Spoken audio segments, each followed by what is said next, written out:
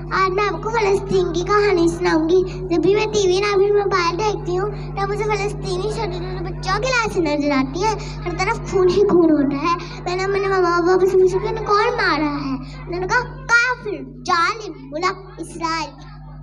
तो मैंने कहा कि क्यों मारा है। उनका मस्जिद अक्सा पे कब्जा करने के लिए। तो मैंने कहा कि मस्जिद अक्सा सिर्फ फ़लस्तीनियों की है। उनका नहीं, वो सारे मुसलमानों की है। तो मैंने कहा मस्जिद अक्सा सिर्फ फ़लस्तीनी ही क्यों बचा रहे हैं, बाकी का मर गए हैं। उनका नहीं, वो डर रहे हैं कि इसराइल उन्हें भी ना मार दे। प्यारे बच्चों, मुझे बहुत डर लगता है। इसराइल बड़ा जालिम है, उससे दोनों बच्चों पे भी तरस नहीं आता। अगर दुनिया के बढ़ने से नहीं रोका तो ये सारे दुनिया के छोटे छोटे बच्चों को मार देगा। आओ मिलकर दुआ करें कि अल्लाह तो फ़लस्तीनियों के ऊपर ना रहम फरमा और इसराइल पर वो अबाबिल भेज जिससे तूने हादों का लश्कर को तबाह किया था, वो भी इसराइल को तबाह कर देंगे। अल्लाह, मुझे अपने भरोसे कोई यकीन नहीं है। ऐ मौला, तू ही फ़लस्तीनी और मेरा सहारा है।